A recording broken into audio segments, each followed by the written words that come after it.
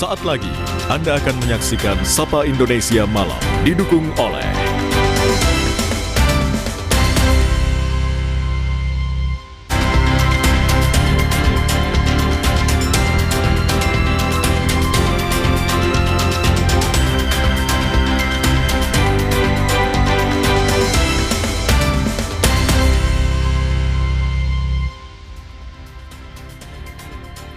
Anda menyaksikan Sapa Indonesia Malam. Polisi terus mendalami kasus dugaan kekerasan di sebuah tempat penitipan anak di Yogyakarta. Meski 13 orang sudah ditetapkan jadi tersangka, namun polisi masih mendalami peran masing-masing tersangka dan tidak menutup adanya tersangka baru. Yang juga jadi sorotan dari mancanegara, Presiden Amerika Serikat Donald Trump memberi perintah kepada militer Angkatan Laut Amerika Serikat untuk menembak kapal-kapal Iran yang mengancam pelayaran serta kapal penaruh ranjau di perairan. Apakah ancaman Trump jadi tekanan baru bagi Iran atau malah membuat Iran akan lebih keras membalas ancaman dengan serangan yang eskalasinya lebih luas? Dua informasi ini dan lainnya akan kami hadirkan di Sapa Indonesia Malam bersama saya, Friska Gladisa.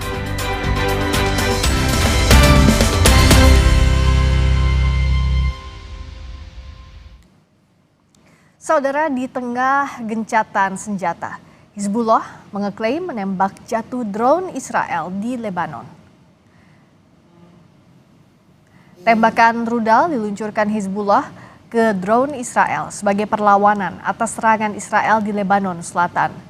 Drone Israel ditembak jatuh di kota Tyre, Lebanon Selatan.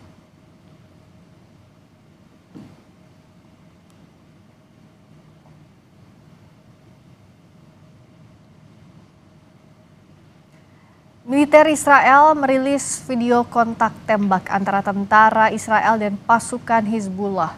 Israel mengeklaim baku tembak menewaskan 6 pasukan Hizbullah di Bin Beil, Lebanon Selatan.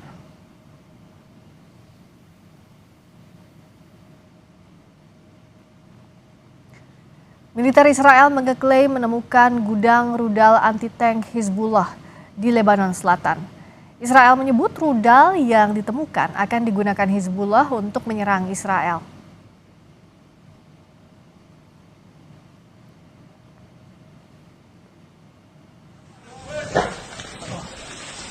Israel meluncurkan serangan udara ke kota Safad al-Batif, Lebanon Selatan. Serangan ini menghancurkan tempat tinggal warga. Media Iran menyebut serangan ini sebagai pelanggaran gencatan senjata.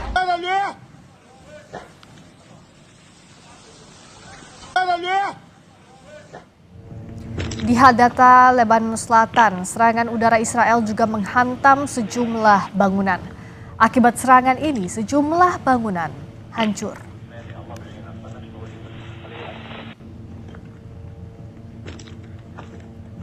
Presiden Amerika Serikat Donald Trump telah membatalkan keberangkatan delegasi Amerika yang akan berunding dengan Iran di Islamabad. Namun Trump mengklaim Iran telah mengirimkan proposal perdamaian baru. Trump bilang Iran mengirimkan proposal baru hanya berselang 10 menit sejak ia membatalkan pengiriman delegasi Amerika ke Islamabad. Trump menyebut dalam proposal baru itu Iran menawarkan banyak hal. Namun Trump tidak memerinci isi proposal Iran tersebut.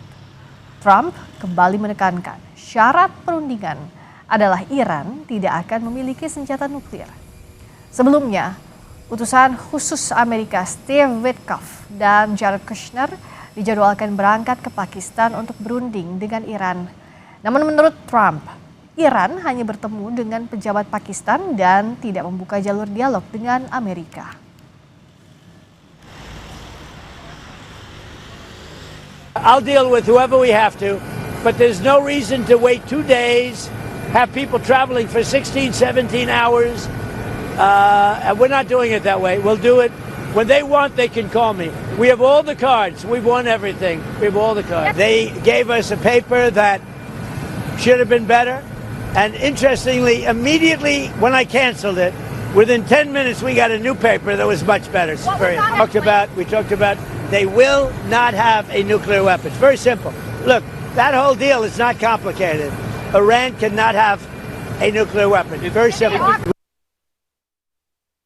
Sementara itu Iran menegaskan tidak akan melakukan perundingan di bawah tekanan ancaman maupun blokade. Iran menyebut dialog yang efektif hanya dapat terjadi jika ada titik temu dan lingkungan yang kondusif bagi kedua pihak. Pengalaman negosiasi sebelumnya dinilai memperburuk tingkat kepercayaan publik kepada Iran karena proses dialog berjalan bersamaan dengan sanksi dan tekanan.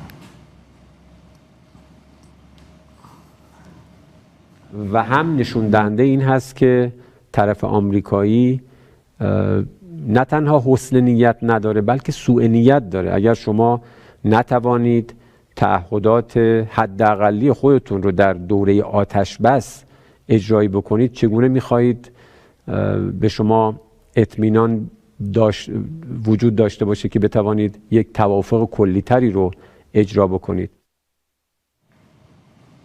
Menteri Luar Negeri Iran Abbas Araghchi memilih ke Islamabad dan Muscat daripada berunding dengan Amerika Serikat.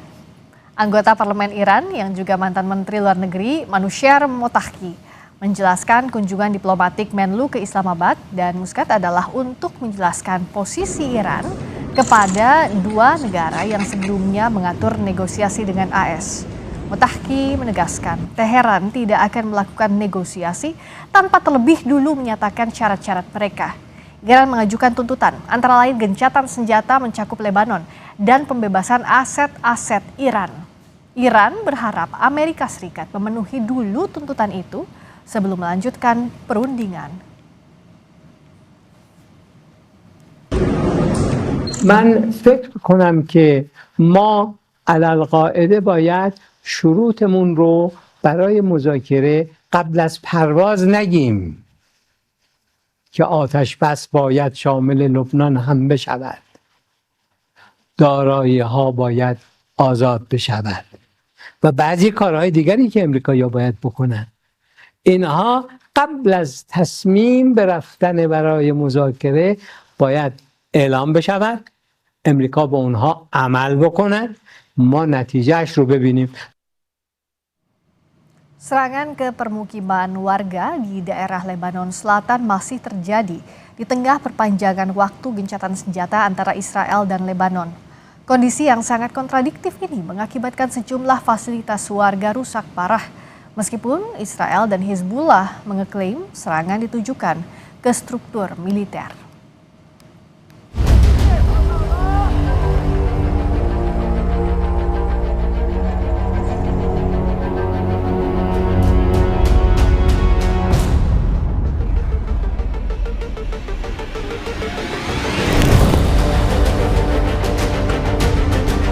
Rumah-rumah di Deir Ames, Lebanon Selatan luluh lantah setelah militer Israel melancarkan serangan berturut-turut.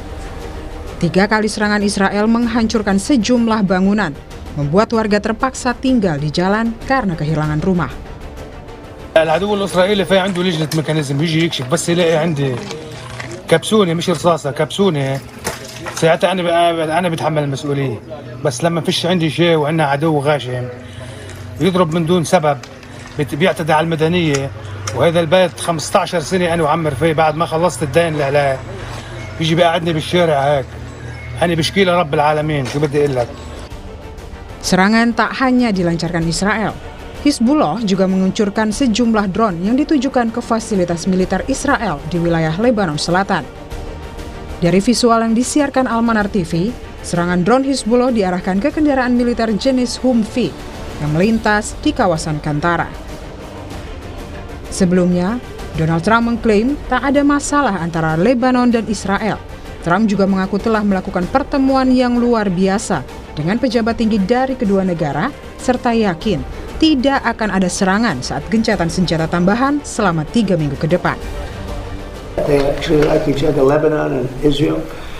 And we had a great meeting with the very high officials of Lebanon and very high officials of Israel. And we think that the president of Lebanon and the prime minister of Israel over the next couple of weeks will be coming here. They've agreed to an additional 3 weeks of, no firing, ceasefire. No more firing, let's see. Pada Sabtu pagi waktu Beirut, puluhan warga berkumpul untuk mendukung perjuangan Hizbullah di Lebanon Selatan. Mereka mengecam tindakan Israel dan juga Amerika Serikat. Meskipun sudah dilakukan perpanjangan masa gencatan senjata, nyatanya warga masih terus dibayang-bayangi oleh serangan dari Israel maupun Hizbullah. Kementerian Kesehatan Lebanon menyebut serangan udara pada Sabtu lalu yang menargetkan kendaraan telah menewaskan 4 orang. Angka ini menambah jumlah korban jiwa yang kini mencapai 2.496.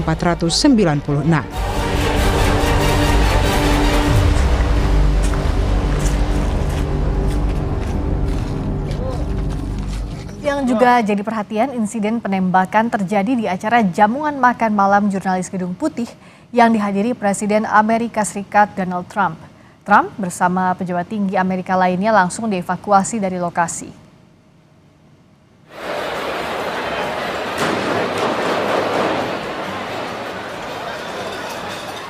Suara tembakan terdengar saat Presiden Amerika Serikat bersama ibu negara, Melania Trump, hadir di acara jamuan makan malam Gedung Putih. Setelah terdengar suara tembakan, anggota pasukan pengamanan presiden serta segera mengevakuasi Trump dan ibu negara. Pejabat yang hadir lainnya seperti Wakil Presiden J.D. Vance, Menteri Perang Pete Hegseth, dan Menlu Marco Rubio juga dikawal meninggalkan lokasi. Presiden Trump dan pejabat tinggi Amerika dilaporkan tidak mengalami luka dalam insiden ini.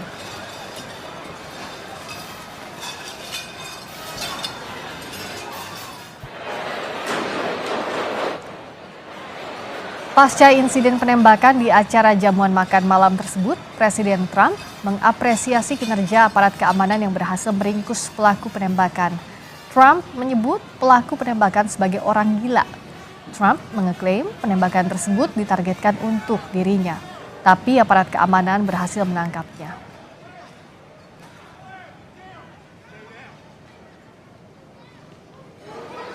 Do you believe you were the target of this tonight? I guess. I mean, these people they're crazy.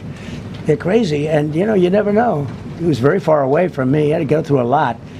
We had resources all over. We had resources sitting at tables, literally in disguise, sitting maybe at your table. Who knows? But we had people all over the room, so he had a long way to go. That was really a first line of defense, and they got him. Aksi pelaku sempat rekam kamera CCTV. Pelaku sempat berlari menerobos barisan petugas pengamanan Gedung Putih.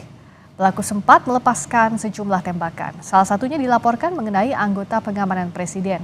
Pelaku kini telah ditahan. Media setempat mengungkap identitas pelaku sebagai Cole Thomas Allen, berusia 31 tahun, asal Torrance, California.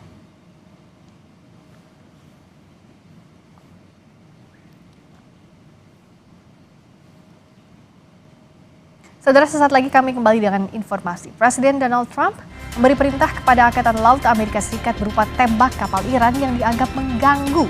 Usai jeda di Sapa Indonesia Malam.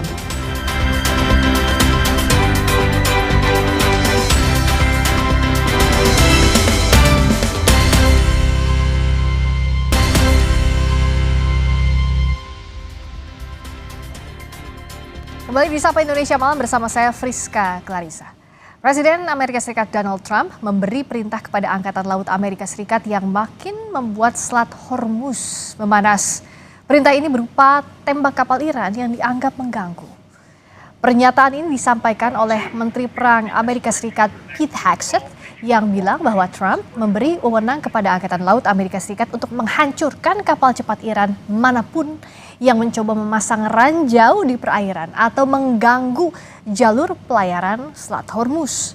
Bahkan perintahnya disampaikan detil bahwa Trump memerintahkan militer untuk menembak dan membunuh kapal-kapal Iran.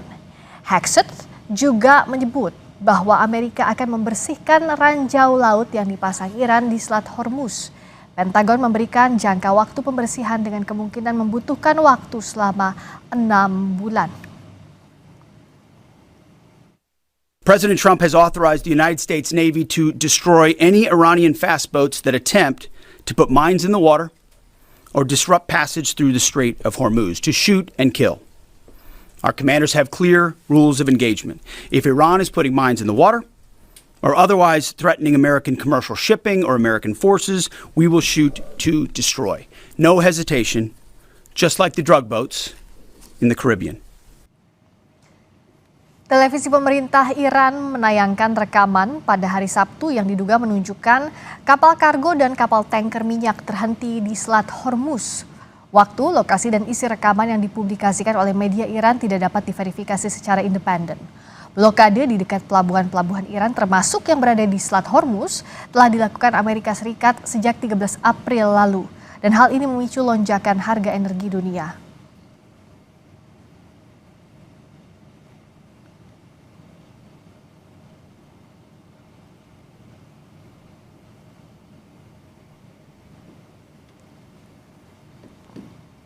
Sementara itu, Turki menyatakan siap membantu untuk membersihkan ranjau di perairan Selat Hormuz setelah Amerika dan Iran mencapai kesepakatan damai. Menteri Luar Negeri Turki Hakan Fidan menyebut pembersihan ranjau merupakan bagian dari layanan kemanusiaan dasar bagi semua orang.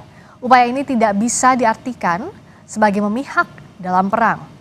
Turki menegaskan upaya ini hanya bisa dilakukan jika Amerika Serikat dan Iran telah mencapai kesepakatan damai.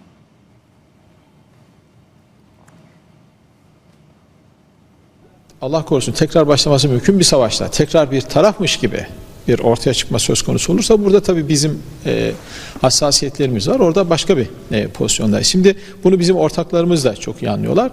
Şu anda ana odak noktası biraz daha mayınların temizlenmesi. Mayınların temizlenmesi temel insani, bütün herkesin hizmetine olan, savaşlarda bir yer taraf tutmayla alakalı bir konu olmayacağı için bir anlaşma sonrası bu türden bir şeye biz sıcak bakabiliriz. Menteri Perang Amerika Serikat Pete Hegseth menyatakan bahwa Angkatan Laut Amerika Serikat telah diberi wewenang oleh Donald Trump untuk menembak dan menghancurkan kapal cepat Iran yang dianggap mengancam jalur pelayaran. Ancaman ini disampaikan sebelum rencana negosiasi tahap kedua di Pakistan. Langkah-langkah ini memunculkan pertanyaan besar, apakah diplomasi benar-benar masih berjalan atau justru dunia sedang bergerak menuju eskalasi konflik terbuka? Kita akan mendiskusikannya bersama dua narasumber di Sapa Indonesia Malam.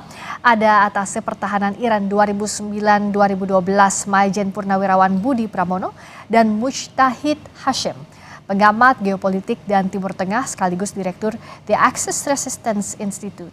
Selamat malam Pak Budi. Selamat malam Mbak. Terima kasih juga sudah hadir Pak Mujtahid. Iya. Selamat malam Mbak Priska. Terima kasih sudah hadir. Saya ke Pak Budi dulu. Langkah Amerika Serikat ini apakah semakin memanaskan tensi? Kalau kita sekarang kan berharapnya sudah menuju ke negosiasi tahap 2. Tapi dengan Amerika bilang katanya mau tembak bahkan hancurkan kapal Iran yang akan membawa ranjau. Apa yang Anda lihat? Everything in war is very simple. The simplest one is very difficult. Itu katanya Clausewitz. Ya memang begini Mbak. Perang itu military campaign, military campaign propaganda warfare itu ups and down biasa. Tapi mari kita lihat apa yang dikatakan oleh Pete Hegseth. Tadi Mbak menyampaikan bagaimana Pete Hegseth, bahkan Pete Hegseth mengatakan lock and loaded.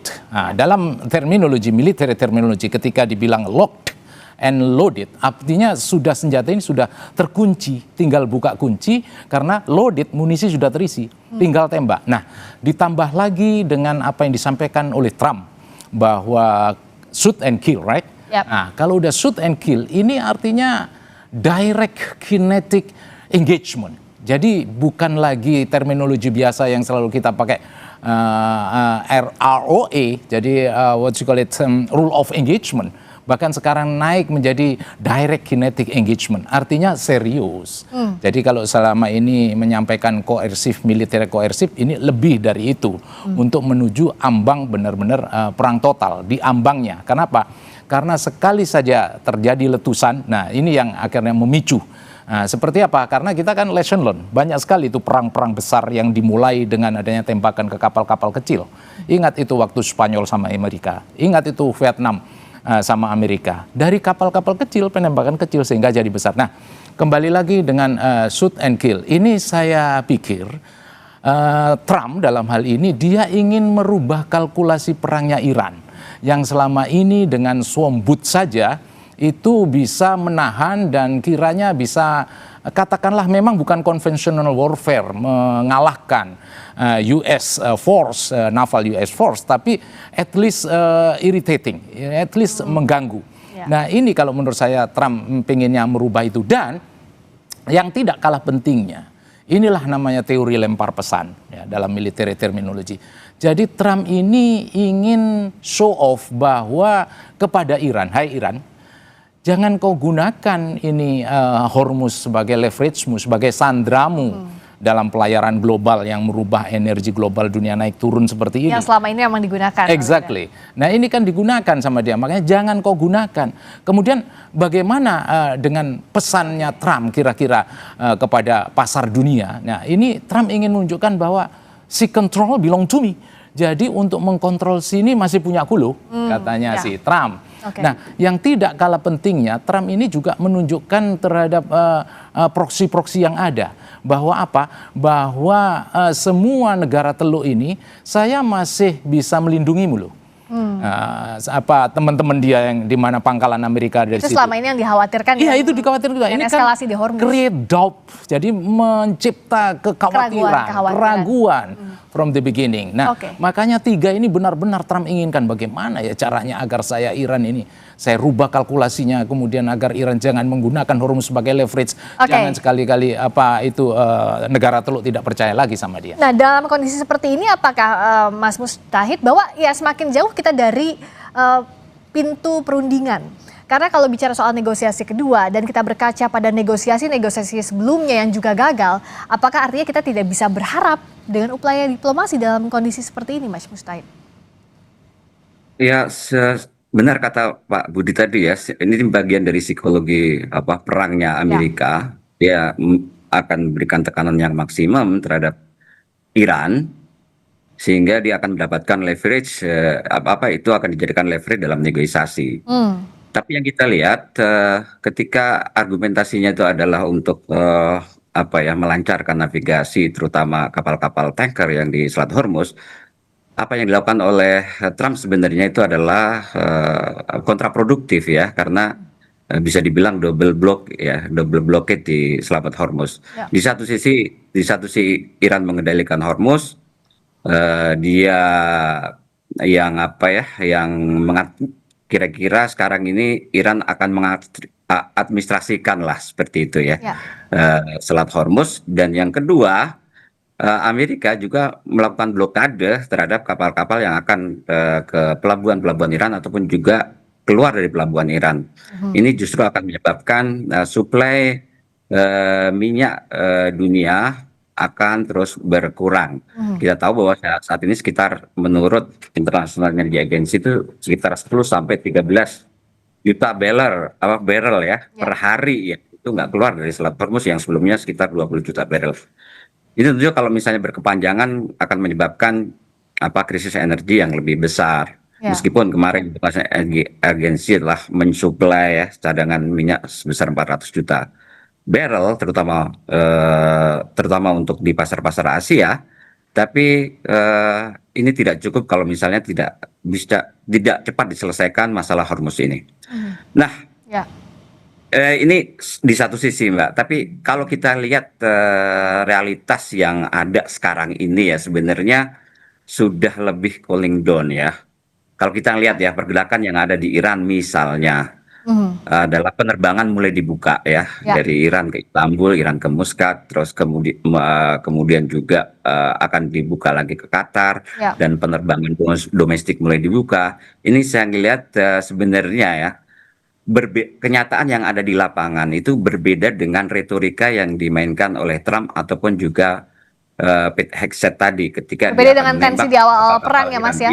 Ya, sedikit berbeda dengan tensi. Ini kenyataan yang di lapangan seperti itu. Meskipun juga di Iran sekarang ini misalnya di daerah Kermanshah ataupun juga Kurdistan, beberapa hari ini adalah badan intelijen Iran menangkap puluhan sel ya dan juga ribuan senjata ya di wilayah Kurdistan.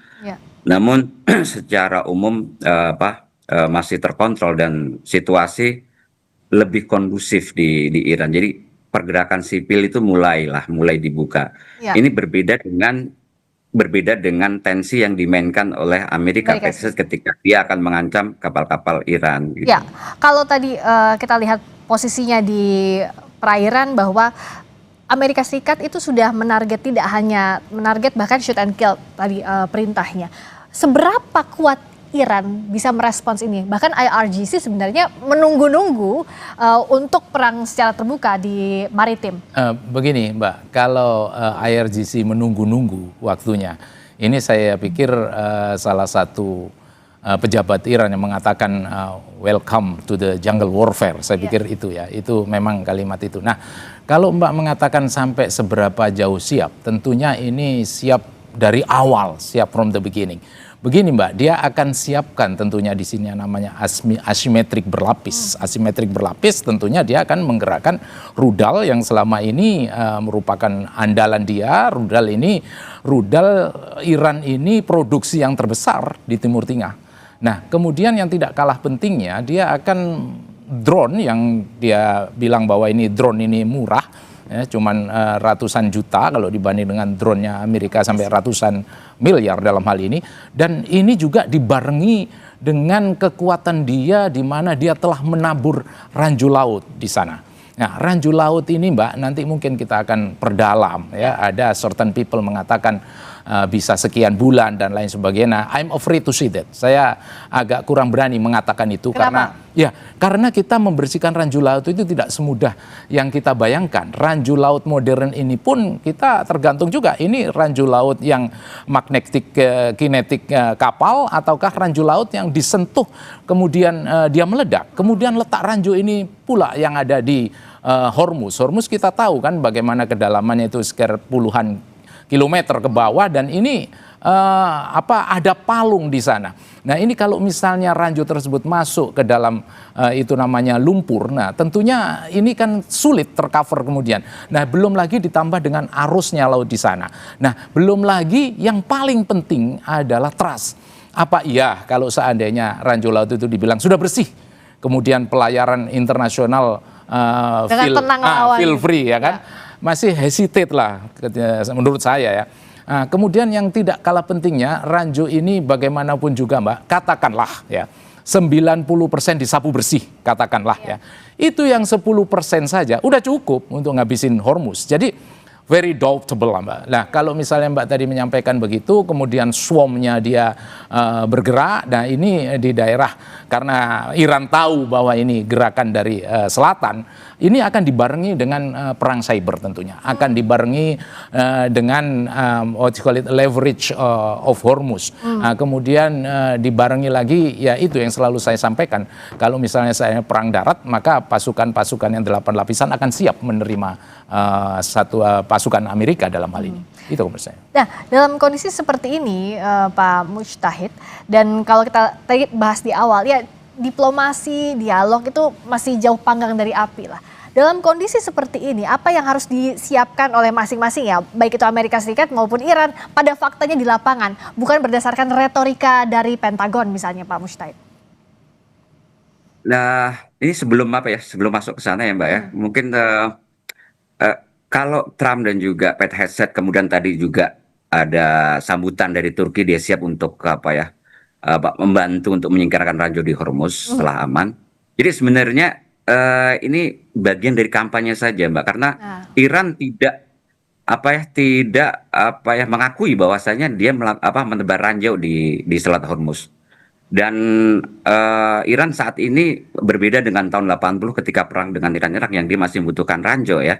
Iran ini sudah kuat dengan misail, kemudian juga torpedo, kemudian juga drone bawah laut ya.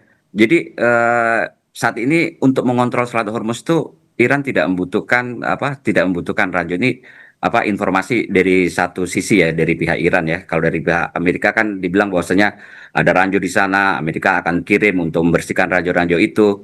Tapi Iran saya pikir untuk saat ini hanya untuk mengontrol Hormuz dia tidak membutuhkan, karena kalau kita lihat perang kemarin ya, Iran bisa menembakkan ke 27 pangkalan Amerika di seluruh Timur Tengah ini dengan sangat presisi. Ini kan bagian dari satu kekuatan, dan Selat Hormuz itu adalah selat yang sangat kecil dan sangat dekat. Dan Iran di kostal pantai itu adalah pertahanan kostal angkatan lautnya itu memang dia bukan kapal, tapi dia cukup dengan rudal-rudal, cruise missile, kemudian juga anti-ship ballistic missile, kemudian juga katakanlah drone bawah, kemudian juga torpedo. Ini banyak sekali Iran mempunyai cara untuk mengontrol Selat Hormuz ini. Nah, kemudian yang kedua sebenarnya satu hal selain ekonomi ya sebenarnya, Mbak. Kalau kita ngelihat peta Selat Hormuz itu dan Teluk Persia, itu kan sebenarnya kan Amerika tuh kehilangan refleks yang sangat besar sekali ketika Selat Hormuz itu dikontrol sama Iran. Yang paling penting bagi Amerika sebenarnya itu adalah armada kelima Amerika itu ada di Bahrain. Kemudian pusat angkatan darat itu ada di Kuwait, kemudian CENTCOM itu ada di Qatar. Dan seluruh pelabuhan-pelabuhan negara Teluk itu ada pangkalan-pangkalan militer Amerika. Nah, ketika Hormuz itu dikontrol sama Iran dan ditutup, ini jelas suplai logistik ini tidak bisa ke pangkalan-pangkalan militer Amerika itu. Sedangkan Amerika itu membutuhkan pangkalan-pangkalan itu untuk mensuplai seluruh pangkalan militernya, terutama yang ada di Irak dan juga di Syria ya waktu itu ya, tapi sekarang kan di Syria sudah tutup karena perang ini. Jadi itu satu hal, Mbak. Nah, sebenarnya apa yang harus dilakukan oleh Iran dan juga Amerika untuk bertemu ini adalah, sekarang ini kan pertemuan kemarin yang ada di Pakistan juga tidak terjadi ya, dan Iran sudah menyampaikan proposalnya, dokumen secara tertulis kepada pemerintah Amerika lewat Pakistan. Nah, di antaranya memang ada 10 itu menjadi satu bahan yang menjadi acuan untuk pembahasan. Kemudian yang kedua itu Iran tidak mau lagi ada kata-kata red line ya, kata-kata garis merah dari pemerintah Amerika yang itu menutup. Yang kedua, Amerika itu sebelum melakukan pembicaraan lagi paling nggak ada 3 hal yang harus dia lakukan sebagaimana janjinya ya. Satu adalah gencatan senjata di Lebanon ya. Yang kedua adalah sebenarnya unfrozen beberapa aset Iran. Yang ketiga, blokade Amerika ini harus dihilangkan dalam keadaan ceasefire ini gitu. Jadi menurut saya itu yang diminta Iran sebagai salah satu itikat baik untuk memulai pembicaraan lagi. Dan saya pikir itu. Amerika Serikat tadi kan Trump juga bilang bahwa Iran bahkan mengajukan proposal baru setelah Amerika Serikat menarik delegasinya untuk pergi ke Islamabad. Apakah ini lazim ataukah tadi tidak sesuai dengan fakta yang disampaikan oleh Trump? Sesaat lagi usai jeda di Sapa Indonesia Malam kita bahas.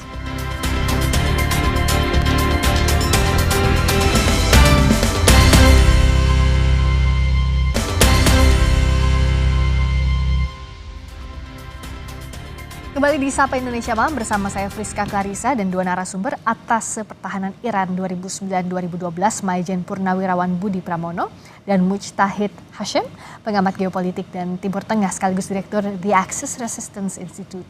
Pak Budi, dengan perkembangan terbaru kan Amerika Serikat tidak jadi mengirimkan wakilnya ke Islamabad. Sementara perwakilan Iran sudah ada di sana. Tapi Trump bilang 10 menit setelah pembatalan itu Iran kirim proposal baru, klaim dari Presiden Trump. Nah, apa yang kita baca? Kesannya kan seperti Iran ini panik setelah negosiasi kedua gagal. Ya, kalau menurut saya ini kan Trump menyampaikan bahwa Iran yang mengirimkan proposal. Ini Mbak, kalau menurut saya ya itu kembali lagi apa yang saya sampaikan, bahwa beban ke Trump ini memang luar biasa Mbak. Terutama beban domestik.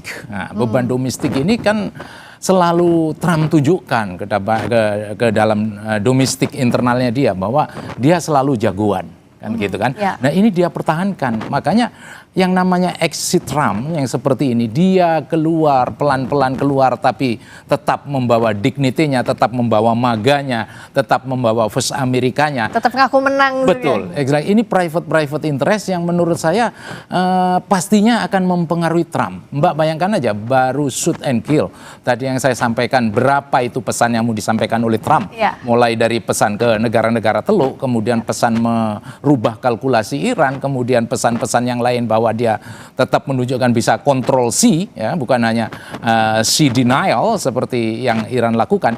Ini adalah selalu mempengaruhi pemikirannya Trump. Dan yang terbukti kalau toh itu memang benar, pertanyaan saya, bagaimana dengan komentar Iran? Nah, iya. Ini kan Iran, bahwa Iran memberikan proposal. Jadi dia memang create military campaign, menyatakan bahwa setelah saya kasih coercive diplomacy, ya, dia dengan ancamannya seperti itu, ini loh Iran melunak. Tapi kan saya tidak bisa bilang sama Mbak bahwa Iran melunak. Tapi mana kalau statementnya klaimnya Iran? Trump ini, bagaimana kita membaca pola diplomasi Iran memang seperti begitu biasanya atau tidak seperti yang kita tahu di meja perundingan terakhir kan Iran bahwa bilang tidak ada term untuk melunakkan isi proposal. Ya, ada memang sentence ya dari petinggi dari Iran bahwa Iran will not enter any diplomation at all. Jadi dia tidak akan mau masuk dalam koordinasi apapun bentuknya. Ini kan sesuatu yang sudah ibaratnya leverage, posisi tawar.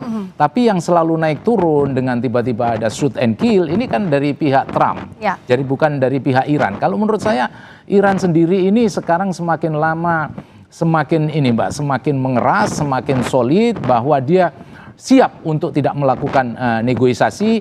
Namun demikian bukan berarti benar-benar fully closed gitu, jadi benar-benar tertutup sehingga tidak ada koordinasi sama atau membuat agreement sama sekali sama Pakistan. Tidak, terbukti dia masih ada hubungan dengan Pakistan meskipun not deal with agreement yang dibuat sama Amerika. Apa itu sifatnya silaturahmi, saya nggak tahu kan. Ya, intinya apa? Intinya Iran ini juga tetap ada lah, slide of flexibility masih ada lah. Selama yang digarisbawahi Iran berkali-kali adalah tidak ingin melakukan diplomasi di bawah tekanan, Mas Mustahid. Nah, dalam sikap ini bagaimana Iran kita membaca peran atau sikap Iran yang mempertahankan bahwa tidak boleh ada tekanan dalam bentuk apapun dari Amerika Serikat. Dalam kondisinya, padahal Trump baru bilang bahwa shoot and kill untuk kapal-kapal milik Iran. Oh ya, yang untuk proposal itu sebenarnya kan itu kan permintaan Trump sendiri. Iya. Jadi kita menunggu Klaimnya proposal dari Iran ya. Dan proposal itu disampaikan ke Pakistan, disampaikan ke Pakistan dan kemudian Amerika berusaha untuk mengirim Kushner dan Witkoff kan, tapi tidak bertemu dengan Menteri Luar Negeri Iran. Ya, Arakci. Jadi benar apa kata Pak Budi tadi, meskipun tegang tapi juga ada jalan diplomasi itu selalu dibuka. Jadi kan perang ini karena keputusan politik dan juga setelah perang itu harus diselesaikan secara politik, itu adalah satu hal yang wajar, dan proses negosiasi meskipun secara tidak langsung antara Iran dan juga Amerika ini adalah sebuah bagian dari proses politik penyelesaian perang ini, Mbak. Nah, tentang ancaman-ancaman Iran ini ya, saya pikir Iran ini kalau kita ngelihat polling dari rakyat Iran itu sebenarnya 60% itu dia menolak diplomasi, Mbak, negosiasi. Pollingnya ya, jadi yang benar-benar sekitar yang benar-benar setuju dengan diplomasi cuma 10% lah, yang setengah-setengah itu sekitar 20 lebih lah. Jadi antara 60 lebih dan 30 lebih lah kan gitu. Jadi sebenarnya umumnya rakyat Iran sekarang ini dia justru takut diplomasi. Jadi Iran ini secara psikologis rakyatnya takut diplomasi dan dia lebih senang kalau misalnya diselesaikan dengan perang. Ini kita lihat psikologi dari rakyat Iran dan itu pasti akan berpengaruh terhadap sebenarnya pemerintah yang dalam kategori politik barat itu termasuk kelompok reformis, Mbak, ini pemerintah sekarang ini. Tapi kan dengan demonstrasi rakyat selama 50 hari setiap malam mendukung pemerintah dan juga mendukung militer Iran untuk mempertahankan kedaulatan Iran dan melawan Amerika dan juga Israel, ini berpengaruh juga terhadap pengambilan keputusan politik dari official Iran ini. Jadi 10 item sebagai pilar yang sebelumnya telah disetujui oleh Trump ya, sehingga terjadinya gencatan senjata itu, ini bagian yang harus diteruskan pembicaraan. Jadi sepertinya Iran tidak mau seperti pertemuan seperti kemarin dipaksakan 21 hari 21 jam akhirnya tidak menghasilkan keputusan apa-apa, tapi lebih pada satu dokumen yang tertulis yang bisa dijawab secara tertulis juga nanti dari pemerintah Amerika gitu. Saya pikir itu akan lebih bagus begitu Ya, jadi daripada tidak ada seperti poin-poin yang pertemuan. baru diselipkan di tengah-tengah jalannya Iya. perundingan ya, Mas Mujtahid. Ya, jadi kayak seperti pertemuan kemarin itu kan Ya. hampir sedikit aja kan selesai, tapi kan ada 4 kali telepon dari Netanyahu ke Jidivan Ya. yang membiarkan juga. Ini Ya. realitas realitas dialog kemarin yang pertama di Pakistan kan gitu. Dan Iran saat ini dia tidak mau bertemu dulu sampai memang kira-kira benar-benar clear dari White House gitu untuk menjawab Oke. pertanyaan. Nah, Pak Budi, Ya. kalau misalnya dalam kondisi sekarang double blockade masih dilakukan oleh Amerika Serikat, juga Iran saat ini masih bertahan di Selat Hormuz, apa yang bisa kita baca dalam waktu dekat? Apakah tinggal menunggu siapa yang menarik pelatuk duluan? Itu yang tadi saya sampaikan dari awal. Kalau bicara yang menarik pelatuk duluan, tadi kalau dari pihak Amerika, Menteri Perangnya kan sudah menyampaikan bahwa lock, loaded, and lock and loaded, ya kan. Apa artinya? Ya dia sangat siap banget untuk berperang. Terbukti presidennya sendiri dengan benar-benar direct kinetic engagement mengatakan shoot and kill, dan untuk yang kapal-kapal IRGC yang gerakan cepat itu. Jadi tadi Mbak, ini kan semuanya yang terjadi di dunia ini kan berputar saja Mbak, lesson learned. Tadi yang saya sampaikan bagaimana di Havana, Spanyol sama Amerika berperang karena di sana, kemudian di Tonkin juga begitu, Vietnam sama Amerika berperang karena di sana. Sekali ini terjadi tembakan, maka akan terjadi lagi. Nah, seperti yang saya sampaikan, apa artinya? Hal yang kecil akan dipolitisasi menjadi perang yang besar. Dan ini pun dua-duanya sudah siap, meskipun dalam hari ini never ever Iran itu tidak pernah bercita-cita untuk menghabisi konvensional dari air strike ataupun naval strike-nya Amerika, never ever. Tapi bagi Iran in term of Hormuz, dia melakukan gangguan saja, ya, melakukan gangguan saja dengan tadi yang saya sampaikan. Saya agak sedikit sama Kang Mas tadi ya, Mas Yesu, katanya tidak ada ranjau laut.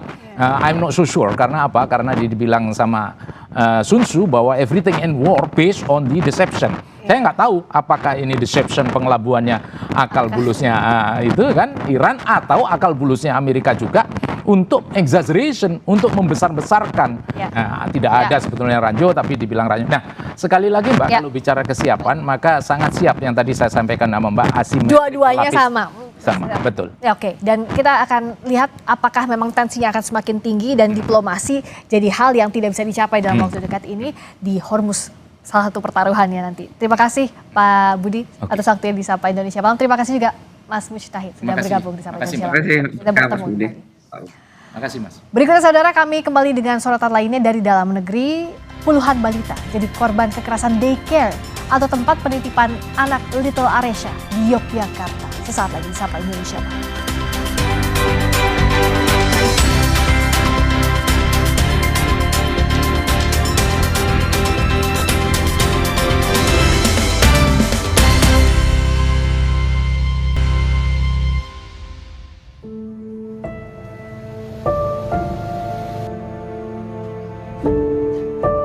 .53 balita jadi korban kekerasan di daycare Little Aresya di Umbul Harjo, Yogyakarta.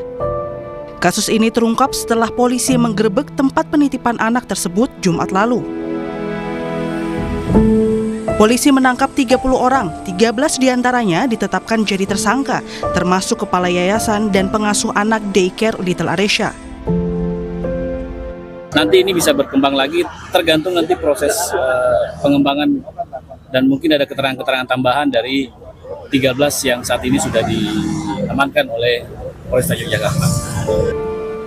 Pemerintah Kota Yogyakarta mengungkap daycare Little Aresya tak punya izin beroperasi. Kini Pemkot Yogyakarta berkoordinasi dengan KPAI dan Polresta Yogyakarta untuk memberikan pendampingan psikologis khususnya anak-anak yang menjadi korban. Men-sweeping semua tempat-tempat yang menyelenggarakan penitipan anak di Kota Jakarta, karena seperti yang kemarin terjadi itu kan tidak ada izin, belum ada, hanya ada yayasannya tapi tidak ada izin. Izin sebagai TPA, izin sebagai PAUD atau TK itu tidak ada izin. Polisi mengidentifikasi total 103 anak dititipkan di daycare Little Aresya. Polisi menduga penganiayaan fisik dan penelantaran oleh oknum pengasuh terjadi lebih dari 1 tahun. Hal ini terungkap dari laporan sejumlah orang tua yang anaknya diduga menjadi korban. Kok ini ada biru 2 di sebelah sini sama di sebelah mana gitu kan, ada 2 pokoknya. Itu kan terus habis itu, adik kenapa? Enggak apa-apa gitu. Tapi setelah itu kan anak itu nangis, nggak mau sekolah. Kami dapat report foto punggung anak saya itu ada goresan, kemudian bibirnya ada luka. Nah, dia menginfokan bahwa Bun ini luka dari rumah ya, ibu yang lain yang menitipkan sana, lukanya sama di tempat yang sama, ada kesamaan luka yang berarti ini ada luka karena sudah pas di sana. Polisi menyelidiki lebih dalam kasus kekerasan anak di daycare Little Aresha dan tak menutup kemungkinan ada penambahan tersangka. Kasus ini menambah bukti anak-anak belum sepenuhnya aman di ruang yang seharusnya menjadi tempat tumbuh berkembang. Tim Liputan Kompas TV.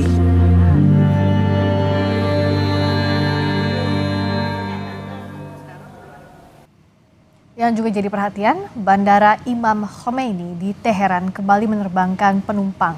Bandara ini sempat tutup selama 56 hari akibat dampak perang Amerika Serikat dan Iran.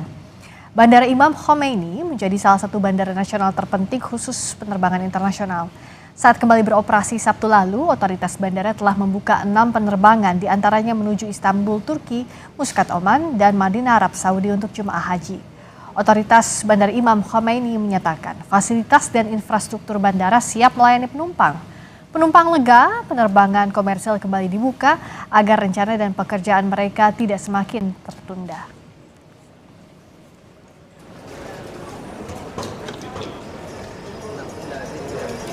فرودگاه امام فرودگاه یکی از مهمترین فرودگاه کشوره که اختصاص داره برای پروازهای بین‌المللی و از امروز پروازهای بین‌المللی رو شروع کردیم و در رابطه با اینکه چند تا پرواز تردد میکنن امروز 6 تا پرواز بین‌المللی داریم که 4 تاش برای استانبول، مقصد استانبول، یه پرواز به مقصد مسقط و یه پرواز هم که حجاج.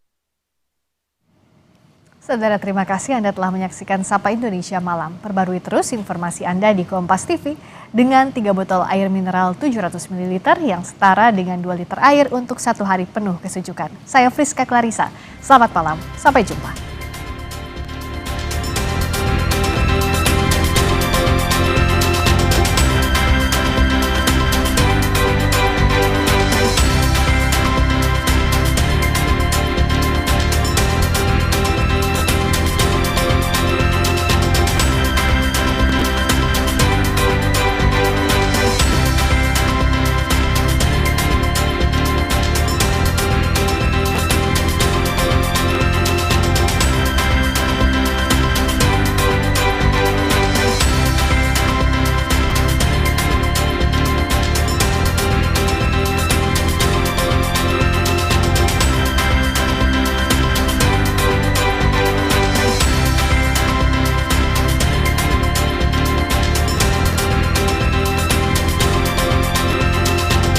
Terima kasih Anda telah menyaksikan Sapa Indonesia Malam didukung